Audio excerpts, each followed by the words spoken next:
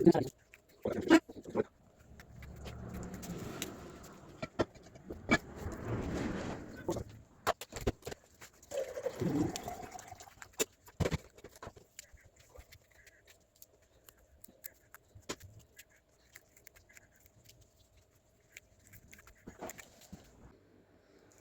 good morning guys. Good morning. Ayan, ang daming bulaklak ng kalabasa. Ayan. Nalinisan ko na. Ito naman ay gagawin natin fry. Iluluto natin ito na ipipirito. Ito is gagawin kong salad o kaya, pero hindi sabay. O kaya dinengdeng. Lalagay ko na lang sa sa dinengdeng. Dinengdeng ang tawag yan sa Ilocano. Ito, dahil, di ba, marami, ganda. Tamang-tama naman ito para sa amin. Ipiprito ko ito ano bang kasama nito? Pwede rin dahil may lentils naman kami kahapon, may leftover pa na lentils.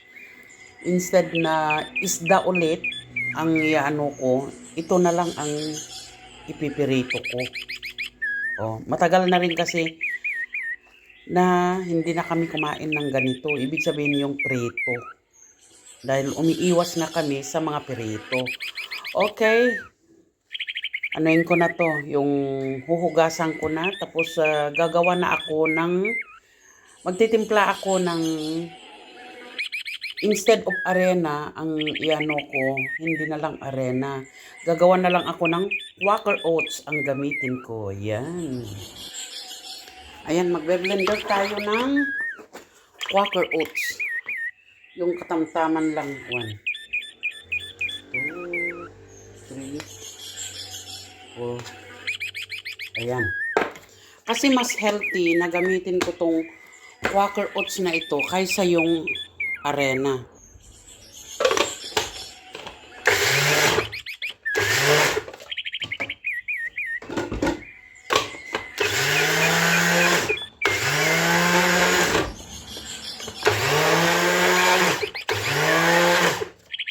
Ayan, naging arena na. Di ba? Ayan, gagawa na tayo ng yan, ang pinaka-arena ko. Ayos na rin yan. Maglalagay tayo ng black pepper.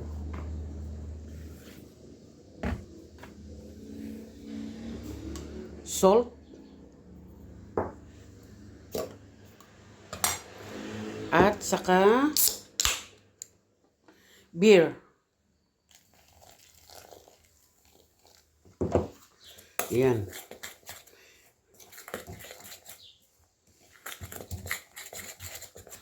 Haluin lang natin ito.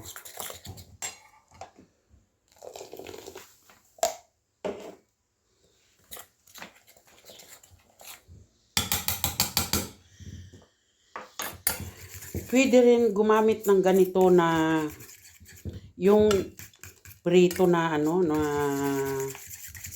ba to? Yung calamares. Pwede rin yung oso. Ano ba yung oso ang tawag dito?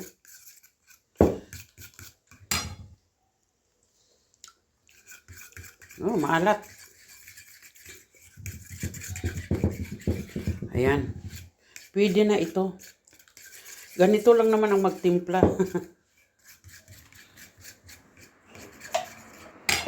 Ayan.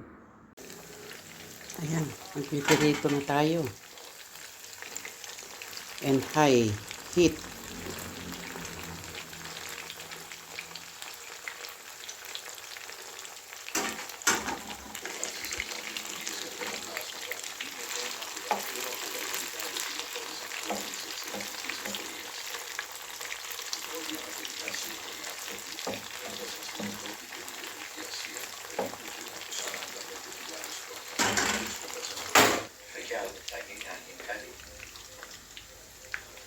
Guarda che mi messo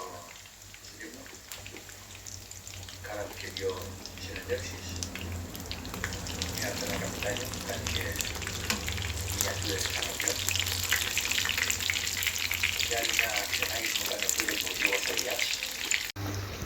Ayan na guys, naluto na. Ayan. Luto na. At crunchy pa, oh. Yan. So, maraming salamat sa inyong panonood. And, kainan na. Ito na guys, oh. Kita nyo? Crunchy. Ang sarap. Kasi kumpleto nga naman ito. Pag nilalagyan mo ng beer, crunchy.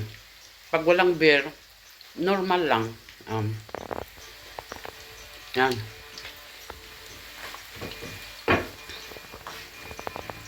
Oh. Maraming salamat sa inyong lahat, sa inyong panonood. Pwede kayong magprito ng bulaklak ng kalabasa. Bye-bye!